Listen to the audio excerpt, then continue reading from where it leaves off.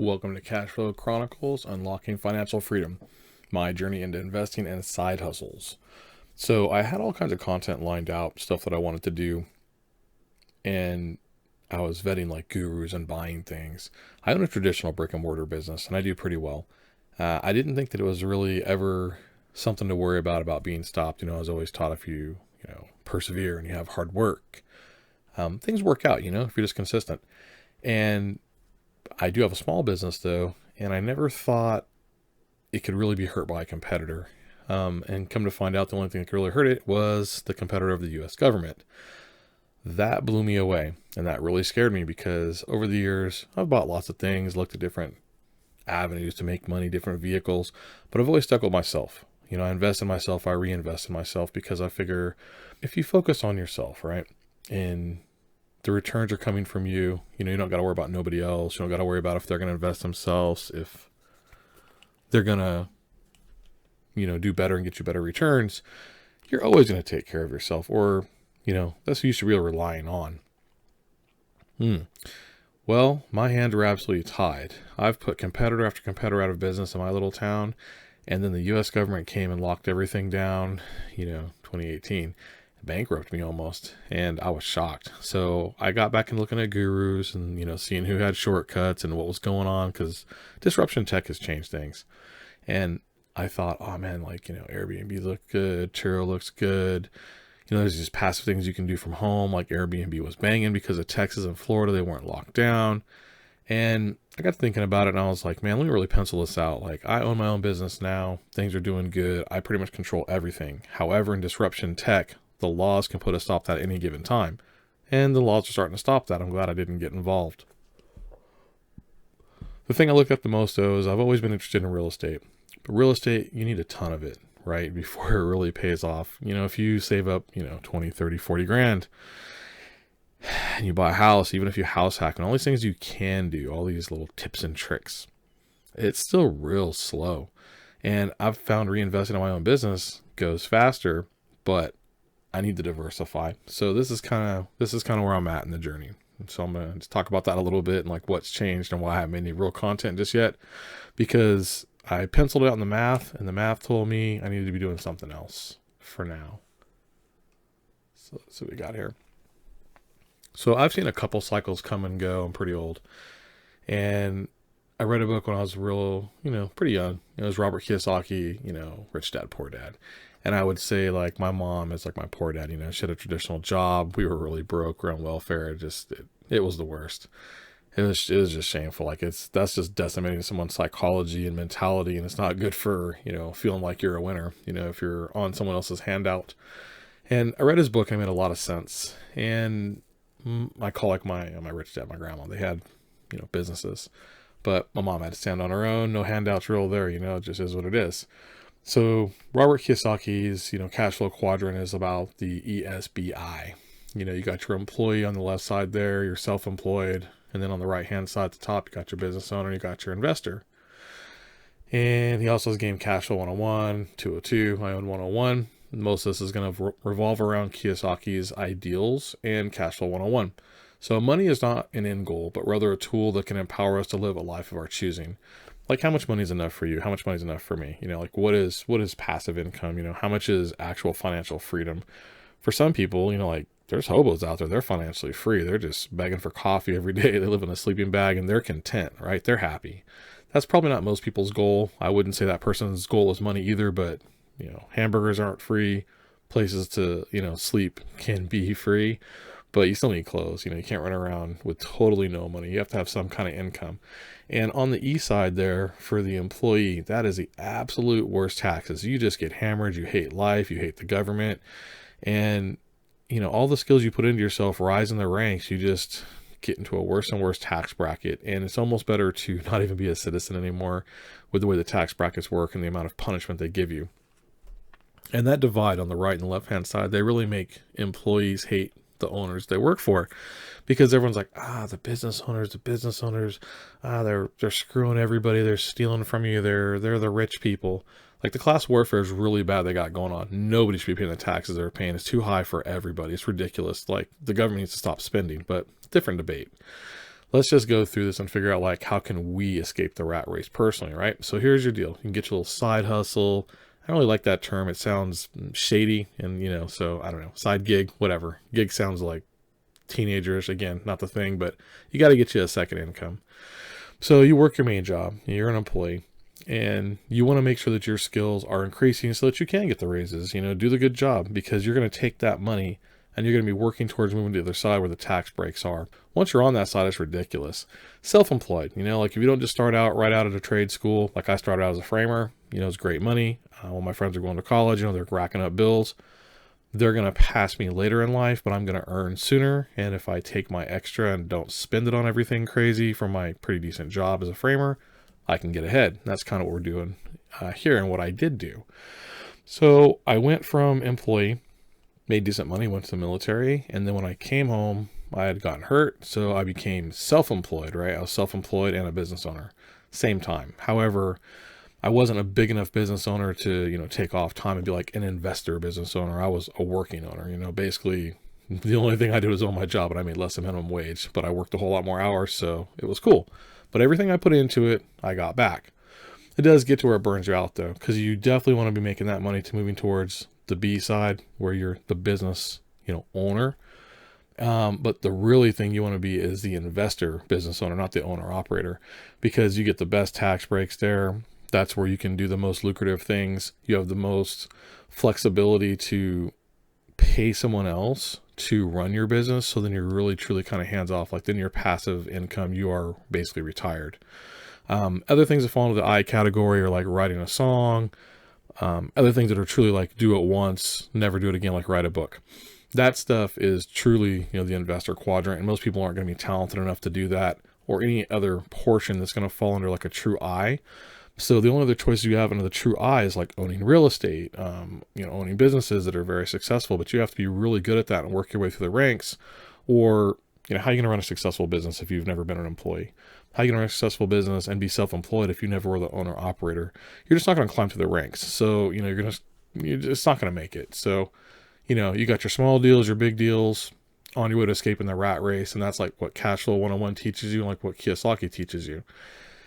His escape through real estate is very slow because you have to earn everything you need as an employee to pay your basic bills, your food, your life stuff, right? You got to earn all that, pay for your cell phone, pay for your kids, whatever, if you have kids, and whatever's left over, if you don't screw it off on a vacation, that's your shot to get you a small deal, to open a side hustle, right? To get like a little Airbnb, to get a piece of real estate, to get, a duplex, a quadplex, a Turo car, right? Anything. All those are kind of like small to mid-sized deals. You're going to need some money. So we'll go on and look at the next thing, right? So we're going to base this around again, like the cash flow quadrant and, how to escape. All right. So kind of my background and my interest in business. Like when I was young, I realized the importance of financial independence. I started exploring various investments, options, and side hustles. Again, I don't like the word side hustle because it doesn't, it just sounds like, I don't know, like I'm out dealing like a quarter sack or something. Like it's just, I don't know. Anyway, it's never too early or late to start securing your financial futures. Like if you're listening to this and you're really young and you're like, oh, I got a lot of time. Hey, start early. The earlier the better. You're going to want to travel while you're still young and not too old to travel.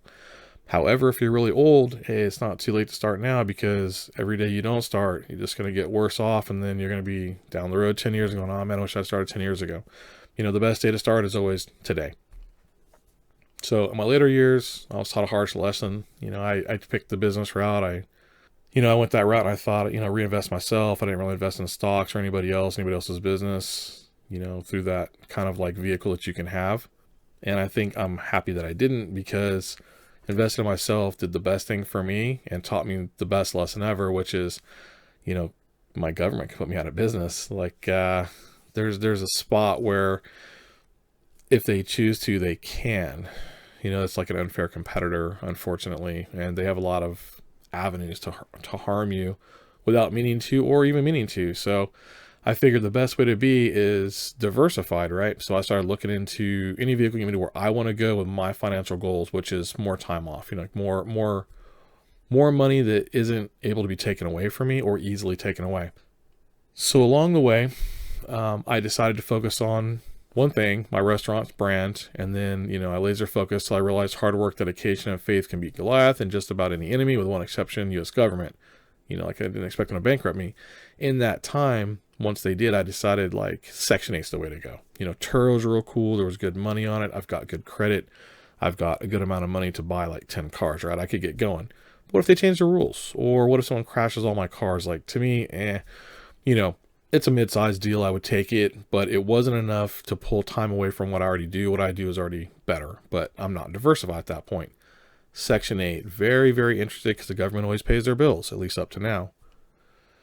Ton of money, though. Ton of money. It's just, it can't really be done easily, and that's, I'm going to vet some of these gurus and, talk about they toss around like, it's so easy. Yeah, you can just like jump in and get you 10 houses. Like, yeah, okay, if you got $250,000, you're not going to go buy 10 houses on 25 grand. It's a lie. It's not going to happen. You got closing costs. You got your DSCR loan where you got to put down 20%. So, even if you buy a $100,000 house, what's that? 20 G's, right? Let's say you buy a cheaper house. So buy a $60,000 house. You still have to pay a ton of closing costs. So while you might pay, on 60,000 down, you might put down 12 or 13, you still got $5,000, $6,000, $8,000. You're still like $21,000. So how long does it take you to save at $21,000? Yeah, you can do it. And then the next year, you've got one house, you've got credibility. You can go back and get a second, a third. Inside 10 years, you got 10 houses. So that's why I said anytime you start, it's a good time, because eventually it gets good. But people acting like you can buy, all these houses, a handful of them in a short amount of time with 20 grand, like this is not true. So, let's just get away from that and decide, what can we do instead to get ahead faster? So when I was a kid, I had a paper route. I had a door-to-door candy sales business. I sold newspaper subscriptions. All that was before I was 13. Like, I had to help my mom make money and help feed us too, Besides what was handed out to us by the government wasn't enough, but, it was enough to take away your self-respect. So from the time I was 8 years old, every summer I'd work at my grandpa's automotive shop pretty much for free, because when he was a kid in the Ozarks during the Depression, blah, blah, blah, blah, blah, he had to work when he was 5. I had to hear all this bullshit, right? So if I complained, basically I was a crybaby because he was working at 5 and a whole lot tougher. And I gotta say, the stories he told, he did have a lot tougher. It's a different world, but it wasn't like it was easy on my end. So being dirt poor, on welfare handouts, Section 8, that's just not the way to go. Like it's just devastating. I've found there's only really 2 outcomes from what I've witnessed from my neighborhood and my friends and other people I've known that were on it. You're either really embarrassed and ashamed of being on the government's handouts, and like you don't want no one to know. You feel like you're worth less. You won't ask out, people that are on the same level as you, really, because you feel like you're on a lesser level, because you're just kind of like, you're kind of like a reject. You just can't make it in life. Like someone else has got to cover for you. Like that's the worst feeling ever. And, kind of makes you a broken person. Or it lights you on fire and you're like, I'm getting out of here. I'm never looking back. Luckily for me, I felt guilt for a little bit, but that guilt turned into like, I want out of here. What can I do to get myself out of here? So that led me to like look at books and like self-help gurus like Anthony Robbins, just listen to anybody, everybody I could, so that I could get myself up on my own 2 feet. And then when I found Robert's book, I was like, cool, here's the path, right? It's clear. It's like ESBI. Like I know where I want to go. And I was already on the I side, minus COVID, like that set me back. So this is the importance of side hustles. Side hustles provide additional income. They expand your skills, diversify your income streams, so you're not like, at risk as much. You can invest in stocks, real estate, cryptocurrencies, can all generate passive income and long-term financial stability, but it takes money to make money, right? Those are like big deals. Like you're not just going to invest in stocks, or if you've got $50, like that ain't going to change your life. You're not going to get very much real estate, even for 20 grand if you save it for a year. Like it's just not all that great, right? If you got some cryptocurrency, like, maybe you bought at the very best time and it shot up and you made 100 grand. Great. What are you going to do with that 100 grand, right? Move on to some big deals. But part of my passion is buying shortcut information and vetting gurus as my hobby, right? I love that. I've always found so much value in like Anthony Robbins and Ted Kennedy and all these different people over the years of things that I've bought. Don Lepre. Man, Don Lepre hung himself in prison in 2011 because he was being investigated by the Federal Trade Commission. He was going to have to give back all this money he made. I made money with his program. He sold a thing, late night TV infomercials called, how was it called? Like Tiny Classified Ads or something. And he sent you this wholesaler book of like all these people that imported. It was really kind of pre-internet, like the internet wasn't real prevalent at the time. So this book with all these vendors in it was actually useful. Like it had their address, their phone number, like what they sold, how much of a discount you could get. And I was looking through the book, I paid like $49 for the course, and a whole bunch of stuff came with it. Told you how to write the little ads, how to place them, how to get discount on the ads. And basically it was like pre-Amazon, it was like, you take out an ad and you're like, hey, I sell car wash stuff, or I sell audiophile equipment. I sell, whatever, something like that. You'd call up like JVC and be like, hey, I see you got like, amplifiers. They retail for 180. They're $20. Let me get 10 of them. And then you had 10 amplifiers. You put an ad in the paper and you're like, yo, selling amplifiers for like, $100 a piece. So it took a little money to make money, but they were small deals. And I was looking through and I found something that was down the street from where I lived. Like it was a place that I passed every day on the way to my high school. I thought, I've never seen this place. Like, what is it? And it was just like this back, manufacturing district. And I popped in and there was like 5 people sitting there. When the door opened up, they all looked weird at me. And I looked at them. I'm like, hey, I found your information in like a listing book. And they're like, oh, the Don Lapre program. I'm like, yeah. And they're like, yeah, cool. Come on in. So I checked it all out. I got signed up, grabbed some products, sold some products, made some money. It was a good thing, and I thought, cool. To hear he hung himself because they deemed him a scam sucks. So all I can say is, of all the things that I buy, and I buy a lot just for, enjoyment of hobby or seeing like there's some new information. There's a bunch of these guys about to go to prison. The FTC is about to have a fucking field day on so many people. The other guy was Russ Dalby, and I owned his program too. Cash flow notes. Please, I learned to write cash flow notes from Russ Dalby. Part of creative finance is creating notes. And that dude, he sold a fantastic program. However, somebody complained, and then another person complained, and thousands of people complained. Eventually the FTC caught him. And when they did catch up with him, they billed him $330 million. He's never allowed to use the internet again, and he's not allowed to sell anything. Want to know what he actually had got in trouble for? Because the people that bought the course were lazy. Of the like 293,000 people that he sold guru information to, only like 292 people actually made more money than what they paid for the course, and the other like 130 people broke even. I was one of the people who made money from the course, and I would say that it was absolutely fantastic what I learned, because while I might not have made money in the cash flow note business, I wrote a cash flow note for my own business when I needed a loan to a friend. And he had just said, hey man, like, I got some money to borrow, but I'm not real, confident just handing you a check. And I said, oh, can I write you a debt instrument? Can I write you a note? And he said, what's that? Because I went through the program, I was like, oh, it just works like this. And I showed him everything, pulled up on the internet, pulled out my little slide rule, showed him the book on interest rates, and just secured it against my store. And he was like, yeah, that's legal. I'm like, yes, we get a notarized. He's like, okay. So we went and got a notarized. He handed me a check. He got his check plus interest. Super happy, right? Worked out for everybody. That came from a little course I bought that got some other guys sued for $330 million. Again, there's no accounting for people of how good the information is or isn't. All I can say is Don Lapre hung himself, and Russ Dalby, he ain't ever using the internet again.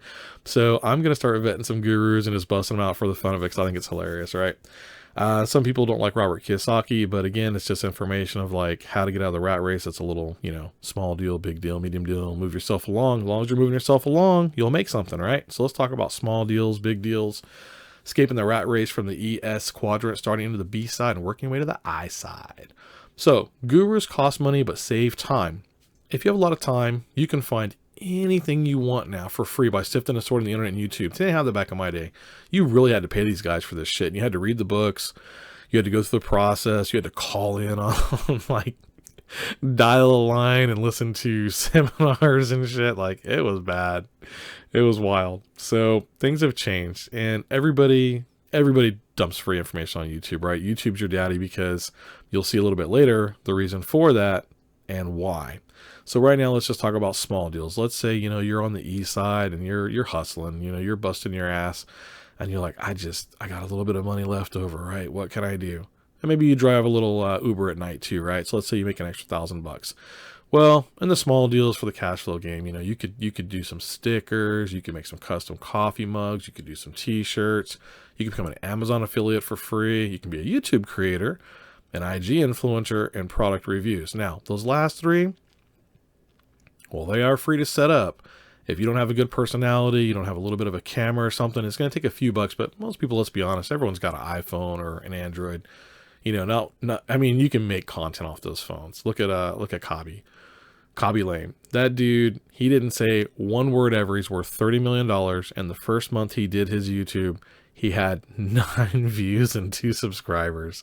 I'm sure that was disheartening, like being on Section 8, right? You put your heart into it, like, I'm going to make something of myself. I'm going to be a YouTube influencer.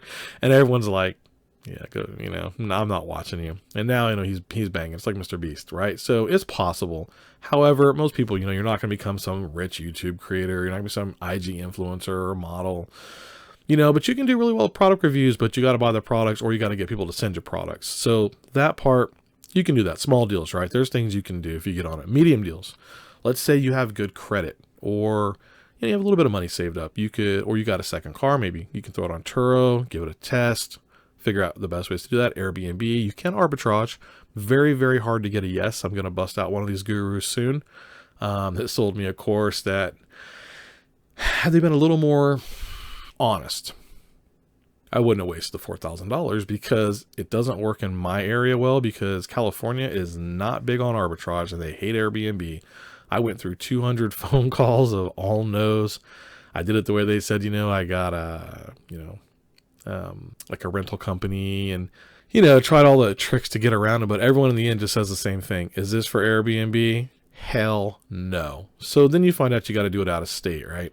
Now, I'm not trying to do a business where I can have an overnight turn every night, and I'm really in the cleaning business. I'm not really in the Airbnb business, right? I can't get out there and clean an Airbnb if my cleaner gets sick, my cleaner quits. And then if I lose my 5-star, I can get kicked off Airbnb. Now I'm stuck with this furniture that I bought. I'm stuck with this, arbitrage unit that I have. Like, you could really get screwed, or the laws could just change. So to me, I looked at that and I'm like, well, there's a lot of money in it. It was shifting when I was looking at it, and it has definitely shifted now. So you could still do Airbnb, but the people that I know that are doing well, it's in their house. If you look, in fact, I'll do some video on some people I think that are doing well. She has like 3 at her house. She's up in San Jose. She's in California. So anyone that said like, oh, he just said you can't do it in California, like arbitrage is hard in California. Owning your own home or owning the homes you do it in, not hard. Actually does very, very well, but that puts you into a big deal at that point. We're on the way up to small, medium, large. Credit stacking. Credit stacking is a very, very expensive program. However, there are some very good books out there for 20, 50 bucks. Those same books are on YouTube for free because, hey, look at the small deals. Some YouTube influencer decided, oh, what can I create for content that will make people watch me? Well, they know credit stacking, right? So they just give away the farm because they're not selling a credit stacking course. They're trying to get paid from the clicks. And it works out pretty well for some people, like if you know something inside now, like Airbnb arbitrage, or like how to do Turo. Well, there's Aubrey Janik. I like her. Well, that's what got me into it. She's got like 18 cars, does like 25 grand a month. That's all they really need. Her husband's a mechanic. They sit home and basically just sit on the couch, play with their dogs, and wait for someone to rent. Like, that's their perfect life. I don't want to be that tied down to something. There's no exit to that life. But that was their exit from 8 to 8, working for someone else with travel. Like, that's their perfect life for now. So they're good on medium deals, working their way up, saving their money for something else, right? They're looking to get into like Airbnb. Credit stacking helps with that too, because if you stack a bunch of credit on 0 interest, you can actually pick up a medium or big deal if you really know what you're doing. Very dangerous, but once you know what you're doing, it's not dangerous. So you could also be like a food vendor pop-up, right? So let's say you're a credit stacker and you go and get like, $50,000 card with 0 interest for 18 months. And you're like, okay, cool. I can go use this credit card and buy a pop-up tent for $1,000.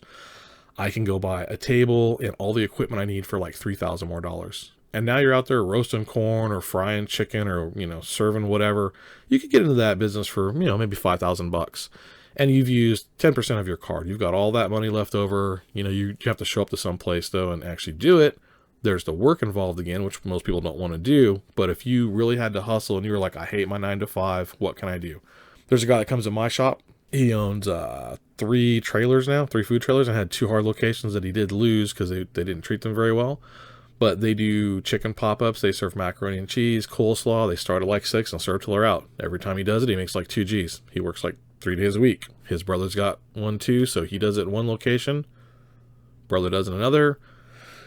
They're making like $45,000 a month on pop-ups. Now, I don't know what their food cost is or anything like that, or how much issue they have, but I know it's a hell of a lot of work. It's super hot, but the dude is stacking cash like crazy. And that's pretty much how he did it. He grabbed a credit card and got himself in the business, but he was willing to work. Now, let's say you're willing to work. You're a hustler. You've been stacking. You've got a second job. You've made some small deals. You got a sticker business. You're selling, $10,000 of coffee mugs a year, selling $20,000 of t-shirts. You've got this extra money coming in. You're like, dang, I eventually want to get out of these small deals. I want to get to long-term retirement. What's a big deal? Real estate, Section 8, Gator Method. Pace Morby, very good place to start. Free information on YouTube creator, right? He's making a ton of money making YouTube content, but he makes way more money on his, show on Triple Digit Flip. And he teaches you basically that if you have a bunch of money lying around, right, you can be a gator with.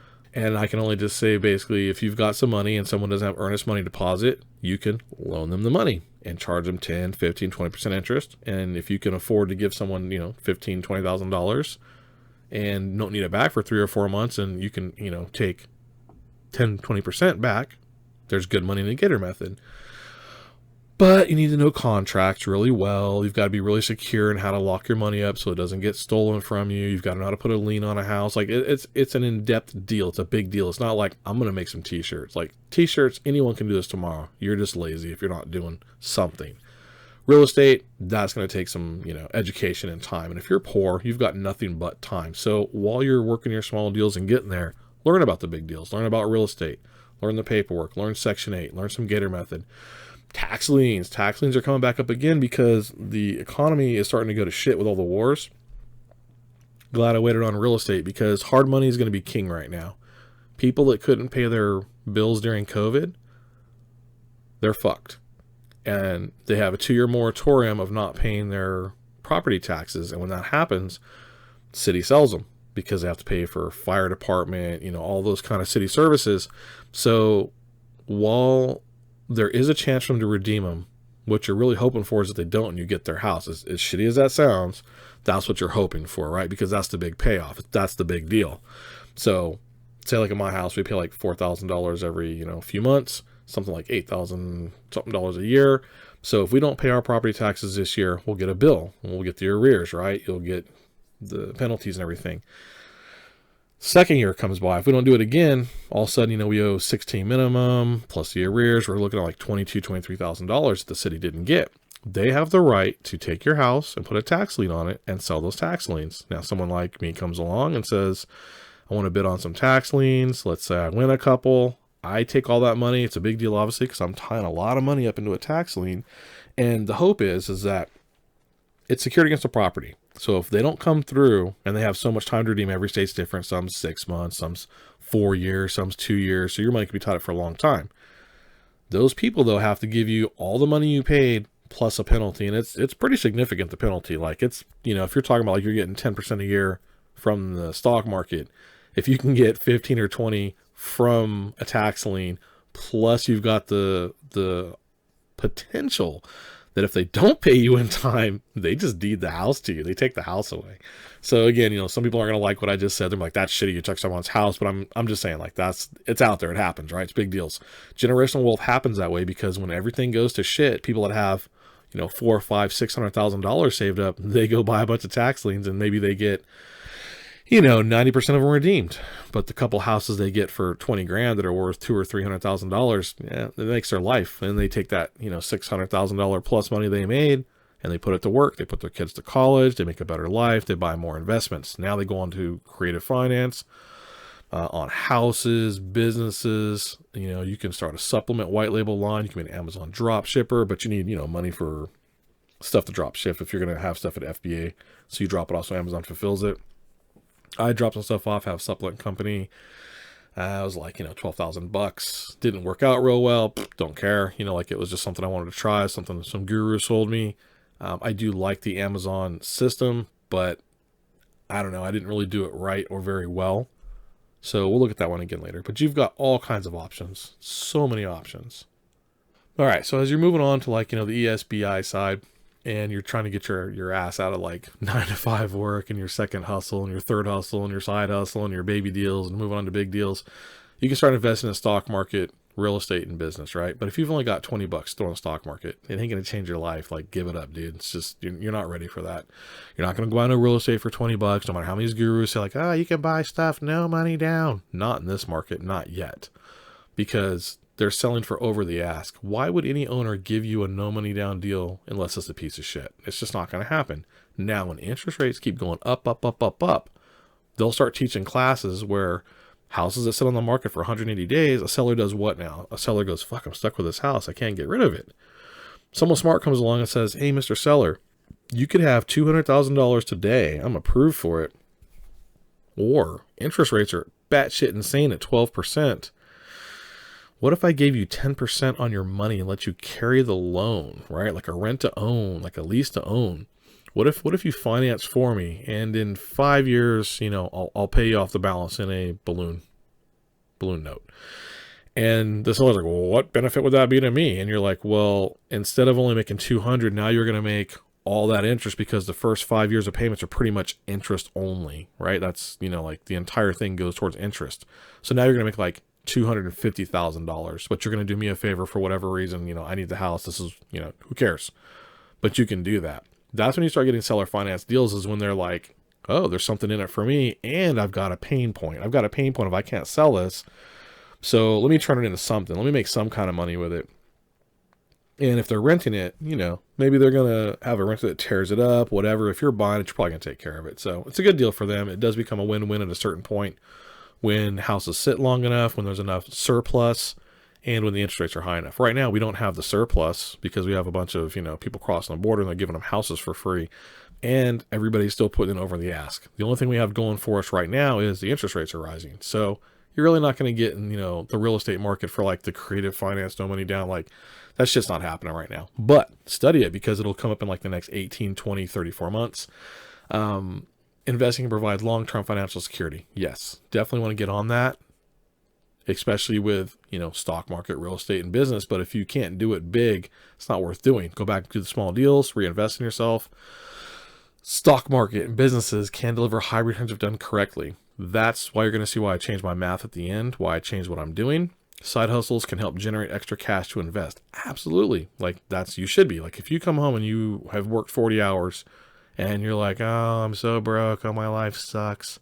Hey, man, you better be doing something on the weekends, do something. Don't just sit around and whine about it. You've got options. This is where you want to start to move into the I quadrant, get the best tax breaks. So once you've done your small deals, you've got yourself up to the big side, you want to move into the I side, because the tax breaks are just insanely amazing.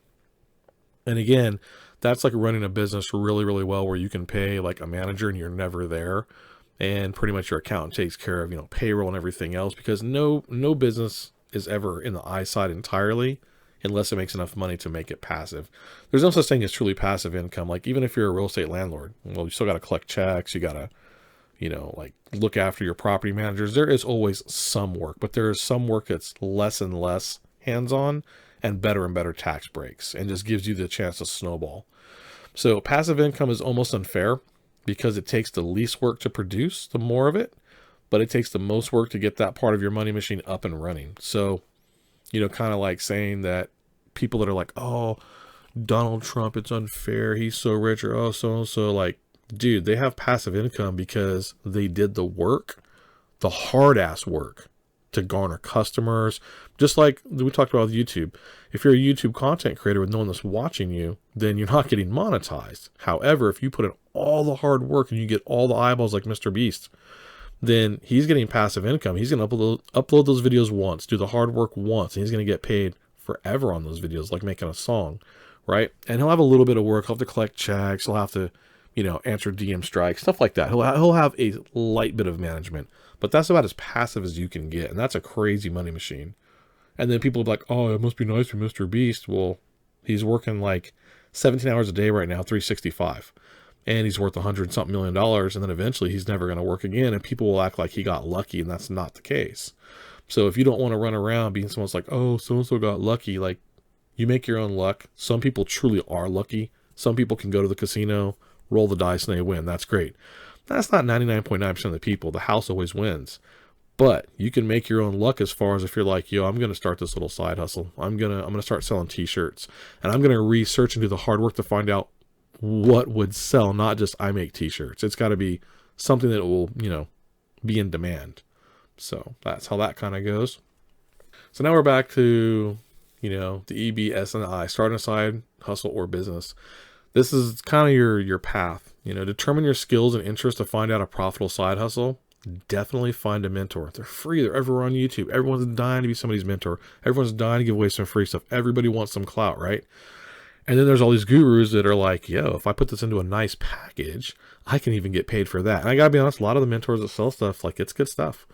And some that sell it, they just realize that, well, they can get away with selling some bullshit and, wait for the chargebacks and probably not give the money back. So do find a mentor, but vet them out pretty good. There's enough free information out there. You can figure it out. Develop a business plan and set realistic goals. You do need to develop a business plan, but if you don't really know what you're doing yet, I would say the roadmap is really just pick up a copy of Robert's book for Cash Flow Quadrant and just kind of look at what your natural skills are. If you're naturally creative and can use a computer and you got a computer, maybe you want to be a content maker. Maybe if you've got wood carving skills and you have a truck that you can go pick up wood, like maybe you're going to sell some kind of wood carving and go to the state fair. But if you're like, oh man, I'm going to be the best wood carver ever. And you're like, you got any tools? Nah. Got any skills? Nah. Got any state fairs around you? No. Like, well, that's probably not a very good fit for you, So your business plan kind of needs to be realistic. And don't think you're going to get rich tomorrow just because you see some dude driving a Lambo. Like, some of these dudes didn't get lucky and hit it rich, but they were right place, right time with disruption tech before the rules got in place. So basically, like, Turo was stealing from the taxi cab company, right? Taxi cab company's got real payroll. They've got a hard building. They've got all the infrastructure.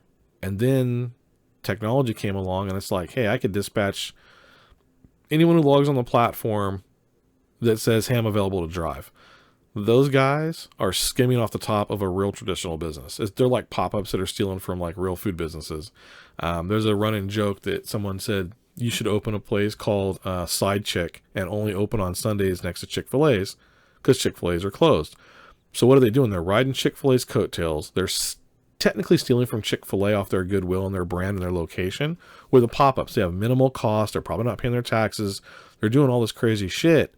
And it's working. Like, there's one in like Boston, one in New York, but it's a running joke and it does work.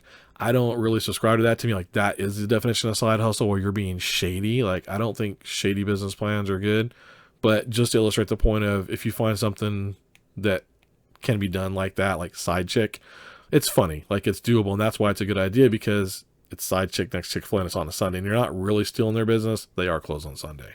It's like gray area shady anyway to me. So you want to go out and network with other entrepreneurs and seek mentorship. If you're not out there talking to other entrepreneurs, like, how are you going to know, like, it's a bad fit for you or a bad business plan? Sometimes you got to be around people that'll tell you that's fucking stupid. Or you're like, hey, I'm going to buy Section 8 houses. I'm going to be rich. I've got 20 grand. Like, how many houses do you think you're going to buy? Well, I heard I can buy like 10. You might want to go hang out with some other entrepreneurs and some actually people that work in the industry, because they're going to set you straight and be like, yo, that's not going to happen. Okay. Not going to happen.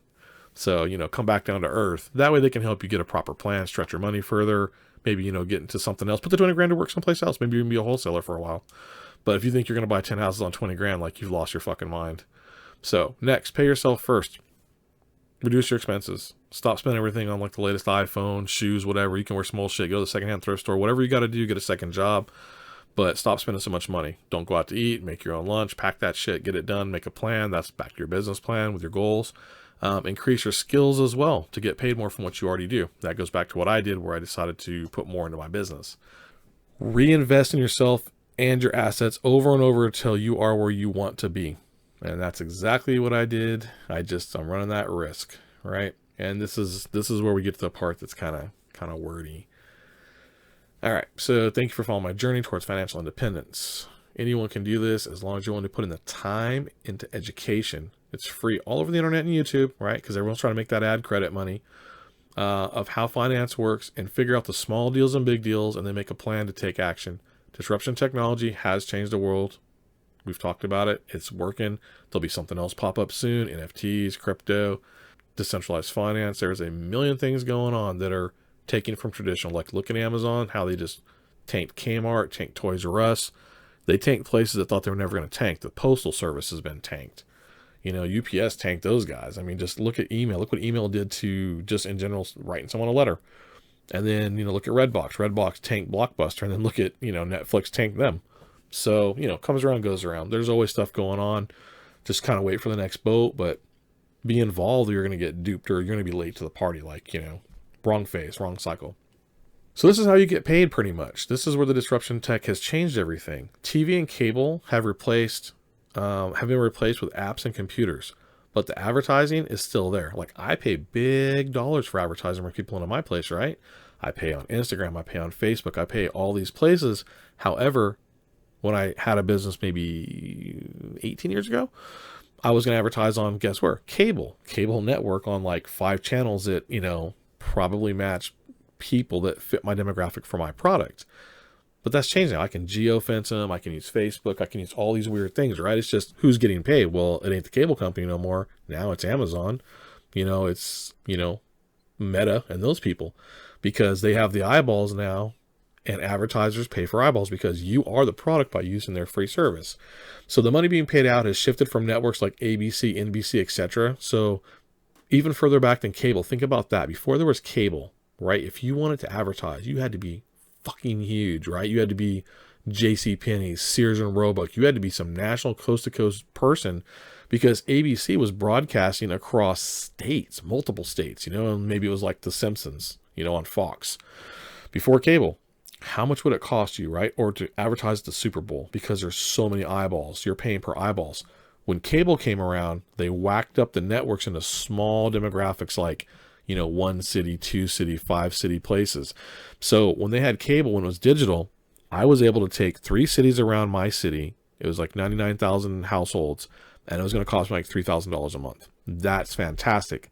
Prior to cable, I'd have to take the whole state of California, plus, part of Nevada, whatever, and you're talking like $50,000 a month. There's no competing. So the little guy has a chance now to peel off of the big guy. If you're an Airbnb, who are you stealing from? You are stealing from Marriott. You are stealing from hotels. You are cutting into their business, and they're doing the heavy lifting. They're doing the heavy advertising, saying, hey, guess what? Need a place to stay? Stay in a hotel. And then Airbnb comes along and uses, the smaller demographic now and target marketing much cheaper and says, hey, want to stay in a place that's not a shitty hotel and has a, nice amenities? Check out our platform. And now people are like, oh, cool. Now they've onboarded people with disruption tech.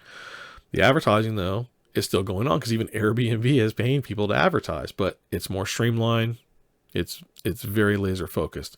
So the money being paid out has shifted from networks like ABC, NBC, etc. to being profit shared with content makers. The old days, the shows were produced for TV, and then the advertisers paid the network based on how many eyeballs watched the show. So in the old days, like The Simpsons, Magnum PI, Murder, She Wrote, whatever, all these weird old shows that people watched. Let's say you want to sell aluminum siding. Well, you're not going to sell it on The Simpsons. You're going to sell it like on, Murder, She Wrote, because who's watching that? Boomers, old people, people that own houses, people with money because they're watching that actor. So that show cost them millions of dollars to make, to pay her to make it. But when they put it on to the network gave them a huge amount of money to produce it because why? Now that there's 50,000 boomers watching it, they can go charge the aluminum siding company, $1 million to run an ad. That's how that worked. And they kept everything. Now, people like YouTube, who makes the content for them? We all do. And as you make them content, if your content is, watched like Mr. Beast might have got $100 million, but YouTube made the majority of it. They still gave him a fat cut, but they didn't give him zero, and they didn't give it all to him either. It's a little bit different model than it used to be, and that's more disruption tech. So now that the silicon chip's taken over, computers taken over, hardly nobody really watches TV. Everyone's on their phone or on their computer or smart TV. That's where the money's at. It's for that because you are now physically the content maker and you are the content consumer. And the guy in the middle is just collecting off traffic as it comes by. And he gives a little cut to you so he can keep the content fresh and new content coming in. So it's still the same, just with disruption tech. You can now make the shows, and if you get people to watch, you get paid ad revenue. Most people aren't going to be able to do that. Like they're never going to get huge like Mr. Beast, but it can be done. But there's other ways to go about this. This is just, one of the ways. This is one of the hardest and easiest to do. Easy because the cost is low. Anyone could jump on the microphone, 20, $30 and get going and upload. Hard though, because being interesting to a wide audience is very difficult. Not everyone's going to, be entertaining or have information to give out that's useful, but there's tons of it on there and it's quick to sift and find. So don't worry, getting in front of the camera, making content is just one of the many ways you can make money. Start with the small deals, work your way up. Then the only thing you need to do is spend your time and money. And if you're broke, you should have a ton of time. And then once you got your side hustle up, then you'll have a little more money to go on to the next deal. Lastly, never be jealous of where someone else is in their journey. Just focus on your own. Not everyone starts from the same place, but the further back you start, the better trained you are long range. Life's lessons are the best teachers. So while there's some kids that are born with trust funds or whatever, and you're like, man, it must be nice. Like, don't be a hater. They're off snowboarding, doing whatever, but they're not going to get the hard lessons. They're not going to be on Section 8. They're not going to be so poor. They're going to be like, dude, I'm so ashamed. Like, I don't even want to fucking talk to nobody. Like, this is embarrassing. And then also when that flips into a fire of like, you know what? I never want to be in that spot again. When those guys give up and go in because they skinned their knee or because they got enough money and food to go in because they don't need to stick out in the cold, the guy that's hustling is going to be out there in the cold, grinding it out. He'll be taking opportunities no one else is after because that person is hungry. That person isn't ashamed anymore. That person needs it. The people that already have stuff that you're like looking at, like maybe you're jealous of, they don't need it anymore.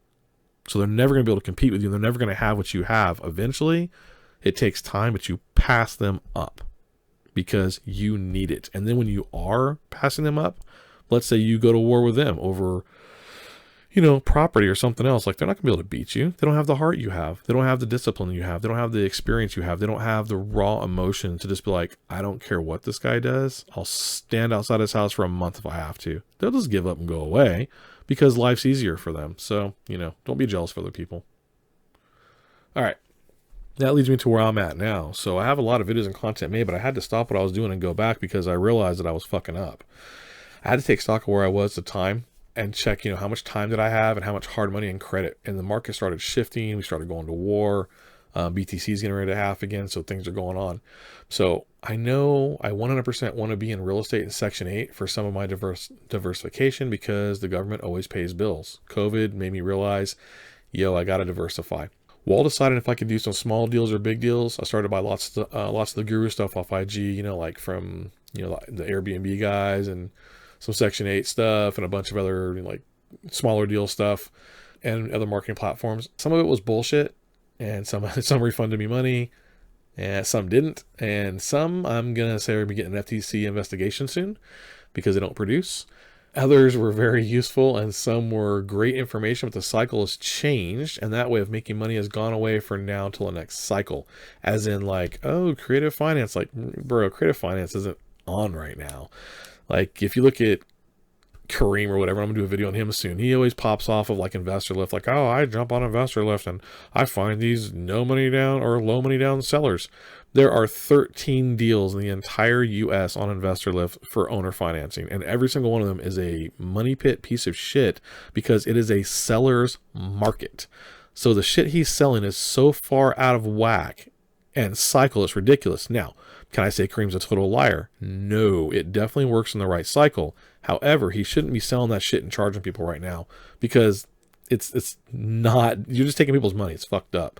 Those people could spend that money on some smaller deals and get themselves going. And then when the time came, the right time, then they'd have bigger money for bigger deals.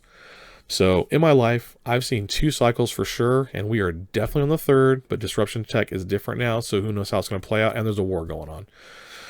Tax liens should be getting hot and heavy soon, and the real estate market taking a massive correction with rising inflation and people being maxed out on hard money and even credit anymore. Nobody has any. It's like we're the highest it's ever been in like 70 years. Everyone's getting fucked, but gas is like $7 in California.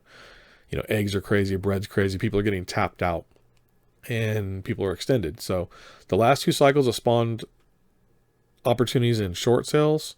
REO, which is bank owned, like they took them back, people failed. Creative finance, rent to own, lease to own, etc. But these are all big deals and need hard money saved up as loans. These are all big deals and need hard money saved up. as loans will basically dry up as banks get property back on the books through defaults. Should have been a comma there, it messed me up. Sorry about that. But that's pretty much how it's going to go. Once the interest rate gets high enough and people start defaulting and they start ripping off the moratoriums from COVID, a lot of these people can't pay their bills. And what's going to happen is they're going to go back to the bank, and the bank tries to short sell them first. Then they sit on the books when nobody wants them, and then they try to REO them. And then the people that try to save their ass go with creative because they don't want to lose their house or whatever, run their credit. It's better to get some money than no money. So rent to own starts popping up, lease to own starts popping up because there's nobody out there qualified for bank loans. Things are very vicious. 2008 was, if you sat through 2008, fucking eye opening. Now if you really know how the real estate cycle works on that, boom, bust, boom, bust, boom, bust. But you got to have money for that deal. So that's why I said, like, it's kind of fucked up Kareem's taking people's money. You know, like, oh, let me show you how to do it. Like, yeah, he'll show you how to do it, and you'll do one deal, and you're not doing it anymore because there is none of these deals he's talking about. There's 1,000 investors looking for that deal, and there's 13 in the USA right now. Like, get the fuck out of here. Like, this is ridiculous, dude. Like, I can't wait to do a video on that kid. All right, so the more I bought these information kits from these guys, the more I realized I needed to take a step back and prepare in the best way I could for my situation, which is I own a profitable business now. COVID almost fucking killed me, set me way back, pretty much bankrupt me. However, I am profitable, and most of my customers have come back. Hopefully they don't lock us down again. Yes, I do want to diversify very badly, but when I started doing the math on small deals, it wasn't really worth my time, right? I'm going to spend more time in my business and make my own business better than to de-risk right now. It's going to be like a trade-off. It's not good enough because I can make my business go faster. So then I started to look at bigger deals like Turo, Fleet, multiple Airbnb houses, etc. But then I seen the writing on the wall for those apps to get interrupted by laws, making disruption tech less easy and moving money back to the brick and mortar businesses like enterprise and hotel chains. That got me thinking and tossing math on a notepad. That math, bottom line for me, I need to move fast to make my actual main business more profitable. The math goes like this. Personally, I'm already above break even. So every dollar that I take in above break even, the only cost I have to pay out is labor and food. That means for every dollar above break even, I get to keep around 35 cents before taxes. So for every single day that I can raise my sales $1,000 over what I do now, I clear about another $350. Every Section 8 house I buy, I have to drop around 12 to 20K on the DSCR loan. And after all the taxes, payments, cost to own, I may see $200 to $500 in profit. Right after management, everything else, then I got to set aside for who God knows what. Maybe, mainline burst, maybe a roof falls off, maybe it gets flooded, who knows, right? But that kind of shit can cost me money. They could take all the profit for that year. So I got to thinking about that. As much as I want to diversify, better for me is to raise it $1,000 because when I do that, now I 100% have the ability to make basically the equivalent of 20 to 30 houses a month. And that looks like this. So because of the $200 to $500 in profit each house makes, and I'm going to make about $350 a day. They make $200 to $500 a month. I'm almost making as much in a day on one day's sales as I would on a Section 8 house. Also, if I raise my sales $2,000, I'm now making as much as 2 Section 8 houses a day. I do want to de-risk, but the math on me raising sales 1K a day might cost me 20, 25 grand. I've already put in probably 35. I wrote this a while back. And the cost maybe 1 to 1.5 houses. So that 20 to 25 could have bought me maybe 1.5 houses. And that would cost me about 3 to 6 months of my time, right? So if I bought them right now, I would only have 1 to 1.5 houses. And it's just not very good, right? So in 3 to 6 months, I'm going to have the sales raise, which I already have. I've already raised about 800. So I'm basically making the same cash flow as owning around 30 Section 8 houses at the cost of buying a single house. So for me, that's a no-brainer on raising sales first, and then taking the profits to stack for houses, tax liens, short sales, REOs, etc. Cash flow is king, right?